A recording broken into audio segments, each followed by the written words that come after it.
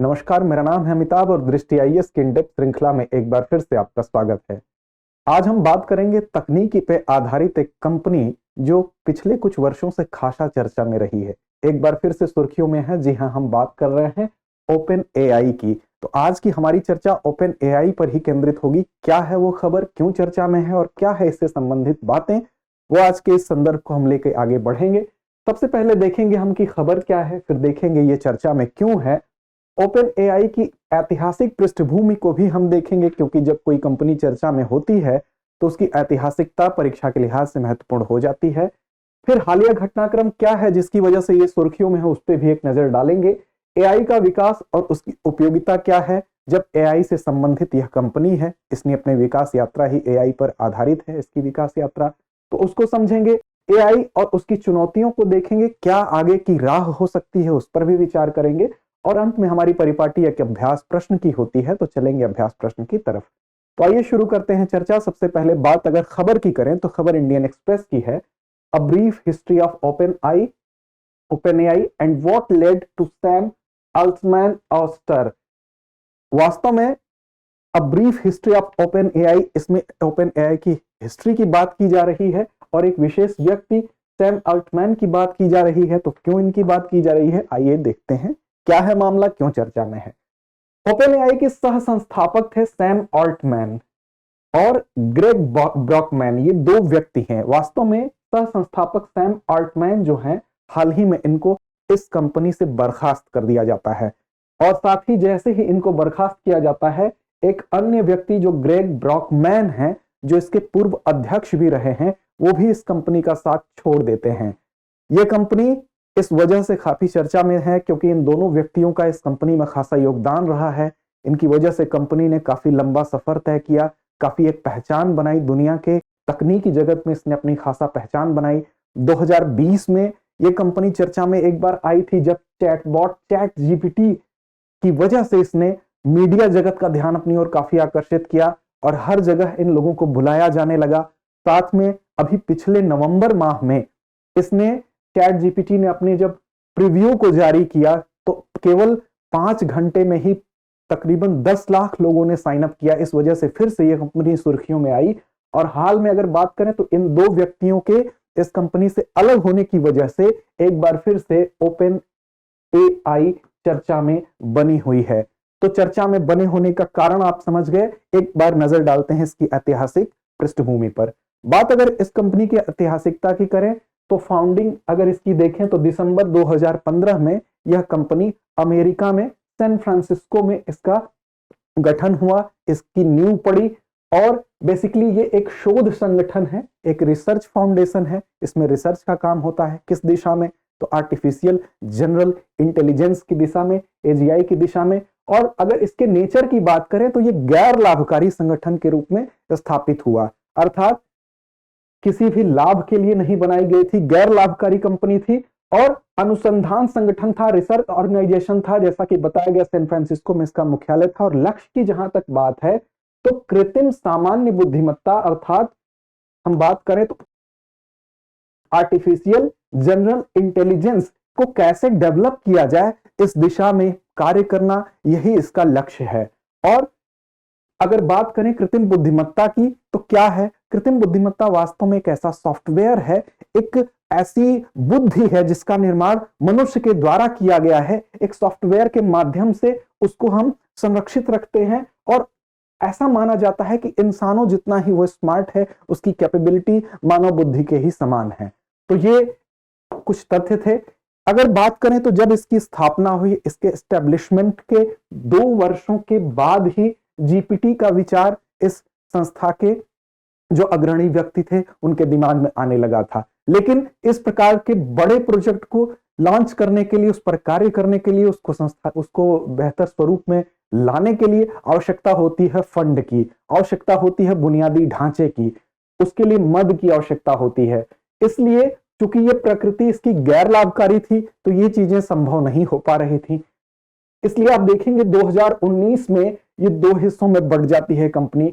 एक global LLC जो कि कैप प्रॉफिट ऑर्गेनाइजेशन के रूप में एक कंपनी के रूप में आती है, और दूसरी ओपन आई इंक ये दो हिस्सों में ये बढ़ जाती है और इसी के बाद आप देखेंगे कि माइक्रोसॉफ्ट के द्वारा इसको $1 बिलियन की सहायता भी दी जाती है। यहां से फिर इस पर कार्य शुरू होता है, इसका कार्य आगे बढ़ता है और नवंबर में आप देखते हैं कि चैट जीपीटी ने जब अपना फ्री प्रीव्यू लागू किया तो केवल 5 दिन में 10 लाख लोगों ने जब इसमें साइन इन किया तो इसने एक बार फिर से सुर्खियां बटोरनी शुरू की, लोगों का ध्यान आकर्षित करना शुरू किया। हालांकि इस दिशा में अन्य कंपनियां भी हैं, गूगल ने भी अपना चैटबॉट बनाया, चाइना ने भी अपना चैटबॉट बनाया, लेकिन इसकी वजह से ये चैटबॉट जो चैट जीपीटी था ये खासा चर्चा में था और प्रौद्योगिकी का जो गलियारा था उसमें इसने अपना महत्वपूर्ण स्थान बना लिया। अब बात करें इसमें जो फाउंडर मेंबर्स थे उसमें कई लोग थे, जैसे सैम ऑल्टमैन जिनका नाम अभी लिया गया जो इस कंपनी से अलग हो जाते हैं। इसके अलावा ब्रॉकमैन, ये भी अभी हाल ही में सैम ऑल्टमैन के बर्खास्त होने के बाद स्वयं छोड़ देते हैं कंपनी। उसके बाद Reid Hoffman, Peter Thiel, Elon Musk, Amazon Web Services और इन्फोसिस जैसे कुछ व्यक्ति और कुछ समूह मिलकर इसकी नींव रखते हैं, इसके फाउंडर मेंबर्स होते हैं। आगे अगर देखें तो हालिया घटनाक्रम क्या हुआ, हालिया घटनाक्रम पर अगर नजर डालें तो इसकी एक रिसर्चर को फाउंडर थी जिनका नाम था एलिया सुत्स्केवर। तो एलिया सुत्स्केवर ने कहा कि ये जो कंपनी है इस कंपनी का जो फोकस है वो तकनीकी पर ज्यादा आधारित है, इसके साथ साथ जो मानवीय पक्ष है उस पर भी ध्यान रखना चाहिए और कहीं ना कहीं इतना हम तकनीकी पर न हो जाएं कि यह समाज के लिए एक खतरा बन जाए। इस लिहाज से बार बार इस बात पर जोर दिया जाने लगा। इन्होंने इस बात को मुखरता से उठाया, यहां तक तो बात सामान्य थी। इनके साथ साथ विश्व के कई लोगों ने यह बात पहले भी कही, चाहे वो एलन मस्क हो, चाहे वो सुंदर पिचाई हो, चाहे वो वैज्ञानिक हॉकिंस हो, इनके द्वारा भी ये बात बार बार कही गई कि आर्टिफिशियल इंटेलिजेंस कहीं ना कहीं मानव के लिए एक खतरा भी है, इसके सही ढंग से इस्तेमाल की आवश्यकता है। जब इन्होंने यह बात कही कि समाज पर एक खतरा है, यहां तक बात सामान्य थी, लेकिन साथ ही साथ इन्होंने आरोप लगाया आल्टमैन के ऊपर, कहा कि आल्टमैन इतना बिजनेस माइंडेड है, उनका ध्यान पूरी तरह से इस बात पर है कि कैसे अधिकाधिक लाभ अर्जित किया जाए, इस पक्ष को वो कहीं ना कहीं नजरअंदाज कर रहे हैं। इसलिए इस कंपनी के अंदर गतिरोध चल रहा था और वो गतिरोध धीरे धीरे अपने चरमोत्कर्ष पर पहुंचता है और 18 नवंबर की अगर बात करें जब इनको बर्खास्त कर दिया गया अल्टमैन को, तब जाके ये गतिरोध एक तरह से समाप्त होता है। लेकिन इनके बर्खास्तगी के साथ साथ क्योंकि इनका रोल काफी था इस कंपनी को आगे बढ़ाने में, चैट जीपीटी के विकास में, तो इनकी बर्खास्तगी के साथ ही इसके जो पूर्व अध्यक्ष थे ग्रेग ब्रॉकमैन, इन्होंने भी अपना त्यागपत्र दे दिया, इस कंपनी से अलग हो जाते हैं, पद त्याग देते हैं। इसके अलावा इस कंपनी के 770 कर्मचारियों में से तकरीबन 500 कर्मचारी एक लेटर लिखते हैं, उस पर हस्ताक्षर करते हैं और ये कहते हैं कि कहीं ना कहीं इसका जो बोर्ड है वो बोर्ड सक्षम नहीं है इसके प्रशासन को चलाने के लिए, उसको भी बर्खास्त कर देना चाहिए, उसको भी, बोर्ड को भी इस्तीफा दे देना चाहिए।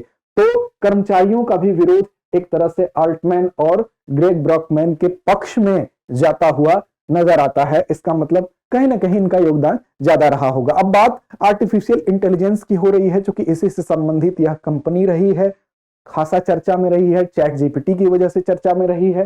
तो बात करते हैं आर्टिफिशियल इंटेलिजेंस के विकास की दिशा में, एक नजर इधर भी डालते हैं। अगर इसके विकास की बात की जाए तो 1950 के दशक में इसका विकास शुरू होता है।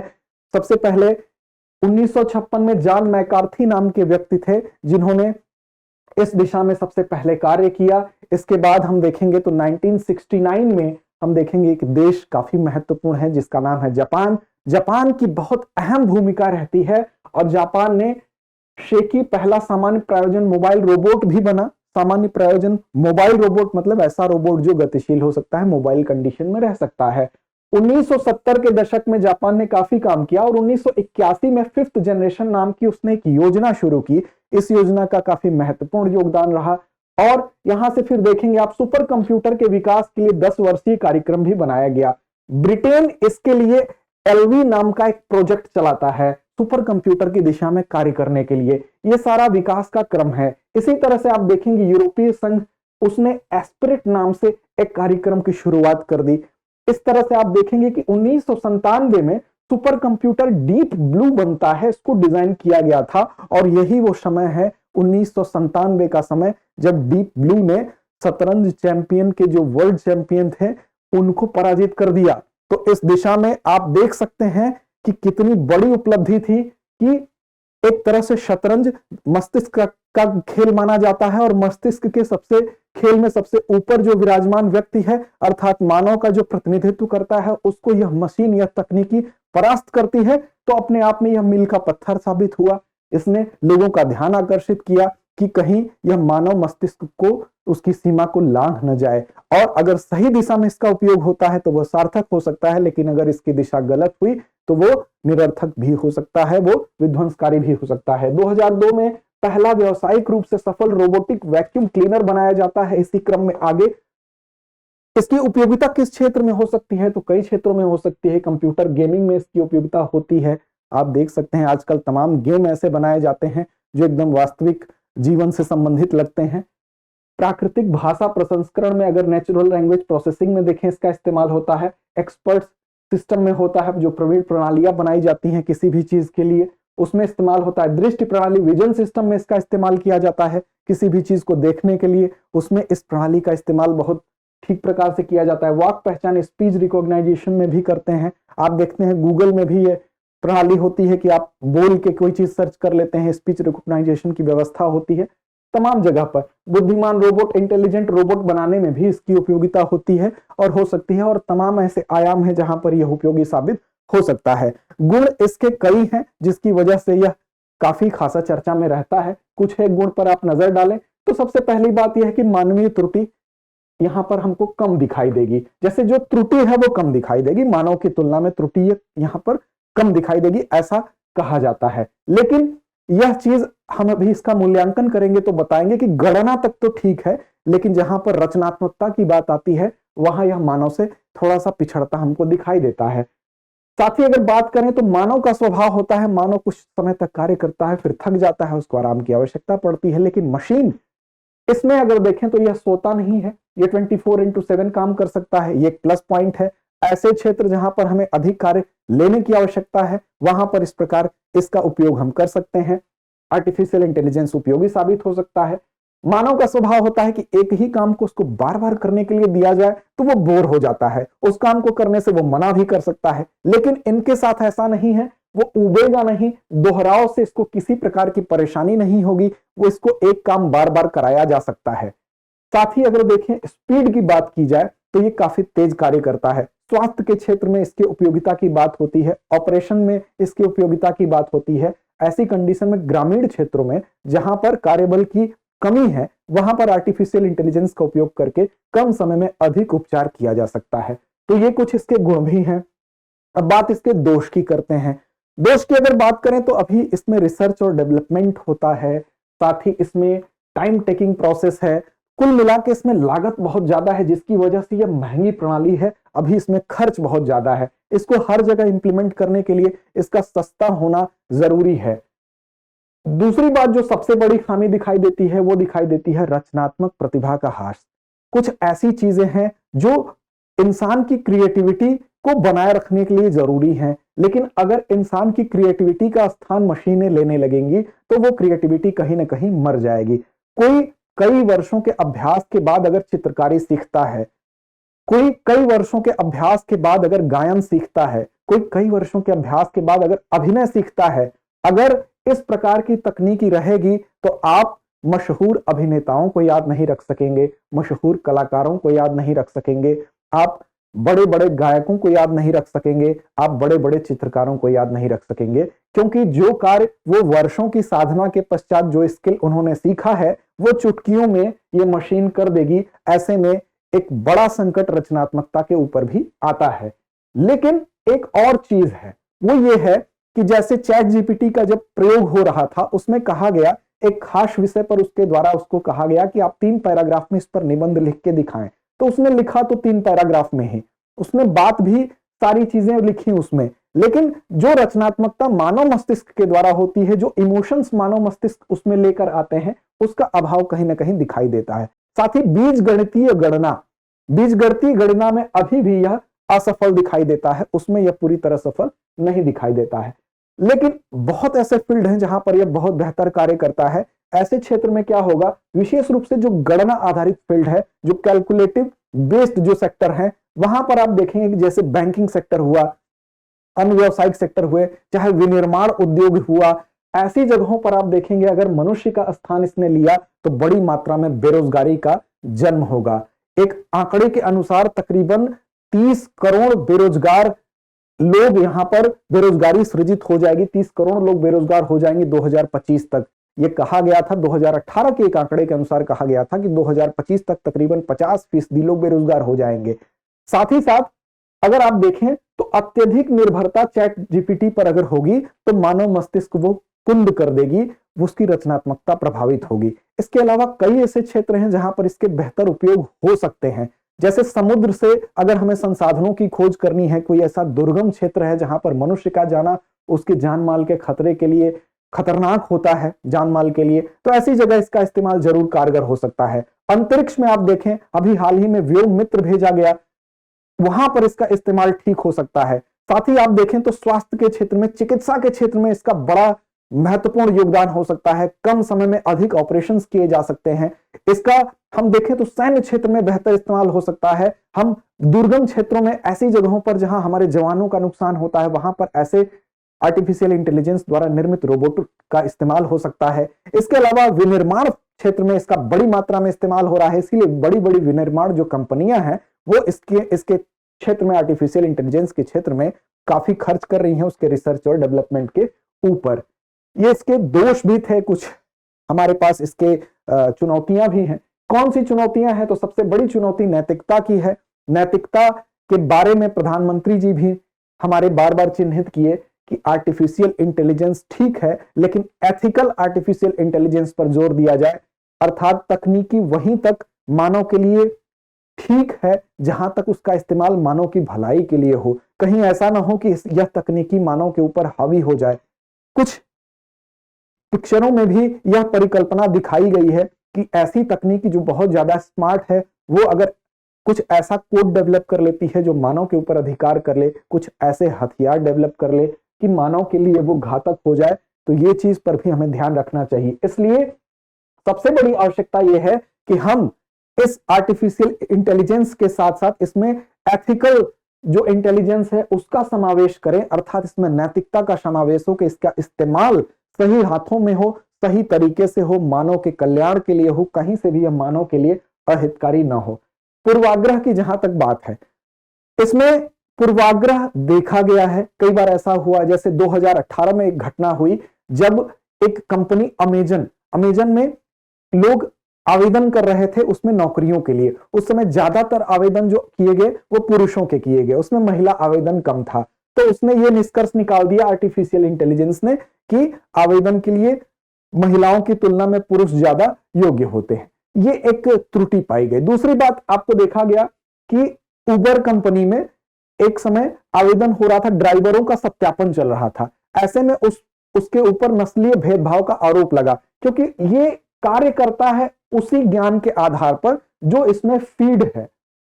इसमें जो ज्ञान, इसको स्वयं से निर्णय ये उन्हीं ज्ञान के आधार पर लेगा जो इसके अंदर पहले से नियोजित ज्ञान है, जो इसमें पहले से इन्वेस्ट ज्ञान है, इनपुट है। तो ऐसे में इसमें ऐसा इनपुट डाल के इसको पूर्वाग्रही बनाया जा सकता है अगर यह गलत हाथों में चला गया तो इस बात की भी आवश्यकता है कि हम इस तरह से इसका इस्तेमाल करें कि यह एक पूर्वाग्रह से ग्रसित न होकर एक न्यूट्रल तरीके से काम करे। साथ ही गोपनीयता की बात बार बार उठती है कि इसमें गोपनीयता भंग होती है, क्योंकि आम जो व्यक्ति है उसकी जितनी सूचनाएं हैं, उसका जितना डाटा है, उसकी पहुंच अगर प्रौद्योगिकी तक होगी तो उसका किसी भी प्रकार इस्तेमाल हो सकता है, उसकी निजता का हनन हो सकता है। तो इस प्रकार इस गोपनीयता को बनाए रखने के लिए भी एक विशेष रणनीति की आवश्यकता है। यह भी इसके सामने एक बड़ी चुनौती है, इसके लिए प्रयास जरूरी है। साथ ही सुरक्षा और जोखिम की अगर बात है तो गोपनीयता से जुड़ा ही यह भी मसला है। एक बार ऐसा हुआ कि चैट जीपीटी को यह कहा गया कि आप दिए गए किसी कोड में आप बग की खोज करिए, इसने तुरंत बग को फिल्टर कर लिया।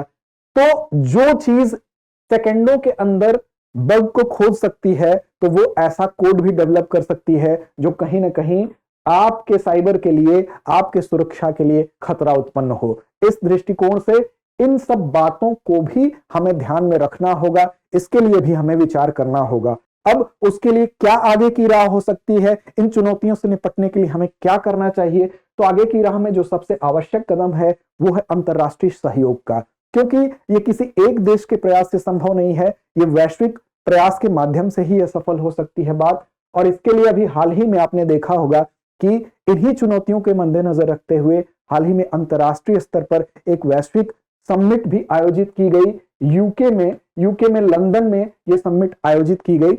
आर्टिफिशियल इंटेलिजेंस पर पहली समिट का आयोजन किया गया, और आखिर उसकी आवश्यकता क्यों पड़ी? इन्हीं चुनौतियों की वजह से पड़ी। तो इस अंतरराष्ट्रीय सहयोग को हम जितना मजबूत करेंगे, इस क्षेत्र में जितना सांगठनिक ढांचा बनाएंगे, जितनी अच्छी रणनीति बनाएंगे और जितनी जल्दी उसको अमली जामा पहनाएंगे, उतने ही बेहतर दिशा में हम इसको देख पाएंगे।